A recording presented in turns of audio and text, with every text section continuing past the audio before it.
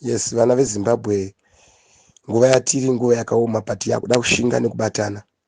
Zvimwe zviri kuzotaurwa naNataure zvekuda kudzorerana kumashure hapana panoitwa chinhu pasina maresources. Zvimwe zvakapa challenge yekuti takashaya transport yekutakura vanhu kupinda mutauni. Hazvore kuti kusawanda kwakaita vanhu mutauni inhau yekuti vanhu havaida.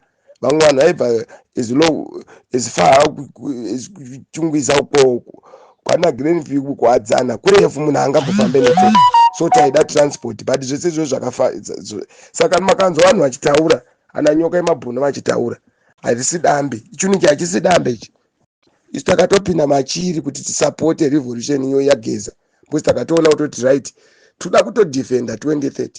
Toda kutodefenda kuti nyika itongwe nemunhu akasarudzwa nevanhu. Saka zvese zvavari kutaura kaizvo zvimwe zvacho zvekuda kudzorerana kumashure ka. Hainini vana veZimbabwe ipapo ngatichangamuke.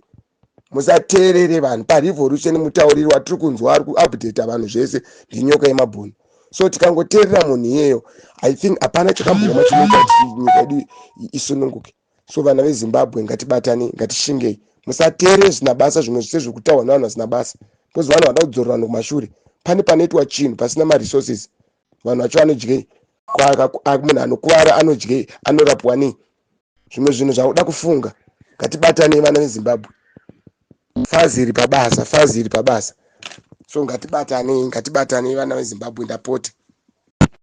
Vana vakasungwa vari kujeri vanoda support yenyu, vanoda kutengerwa kana maworksuit, vane mari, donetai mari dzamunokwanisa kudoneta mubatsire vana. Andi manzwa vanoda kana chikafu. Asi vanhu vanoendesa chikafu vanofana kunge vari vanhu vatinatsoziva kuti vana ndivedu. Because vana vanoisirwa poison. Andi manzwa musateerere mazwa asina basa rese kutaurwa muchitaurwa zvisina basa rese sekunzi hanzi mari haidiwe 2017 hapana kubviswa mari. That's absolutely nonsense.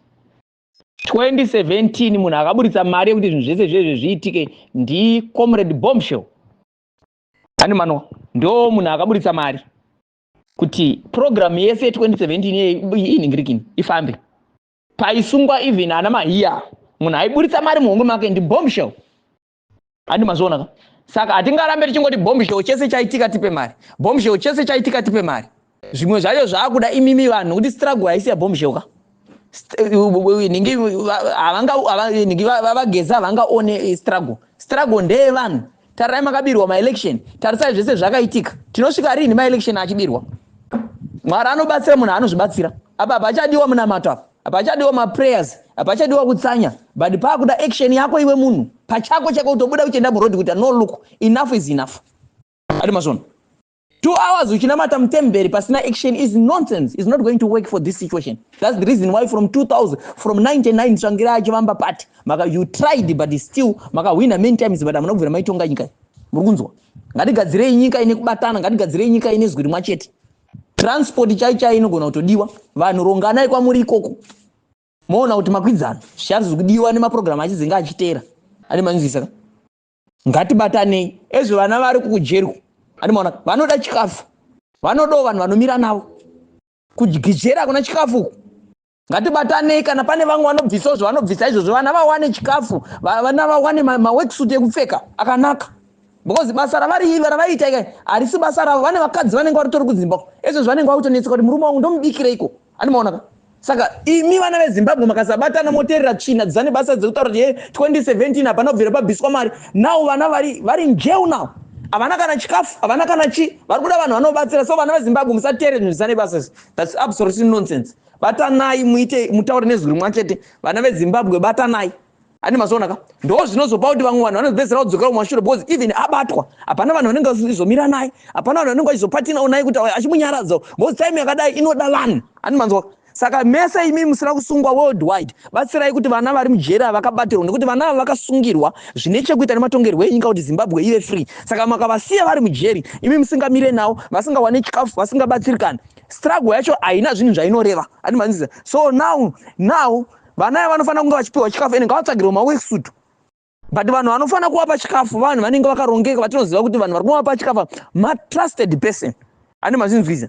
Saka ngatibatanei munguva yakadai soi. Hapana struggle inoitwa pasina mari. Mukanyeperana zvenyika makadi. Hapana struggle inoitwa pasina mari. Even airtime vari coordinator nechi inenge ichidiwa. Ukanzwa munhu anoti hapana zvinoitwa pasina mari, munhu is a failed politician. Don't listen to nonsense. Batanai mubatane vana veZimbabwe, vana vari kujerwa, hakuna chikafu. Hakuna chikafu uku. Animanzo. Zvekupfeka chaizvo ninge kaboka kana nepakatapa. Patofanira kutotengwa mawekisuit vana ava vawane mawekisuit because vakasungirwa zvine chekuita nematongerwo enyika.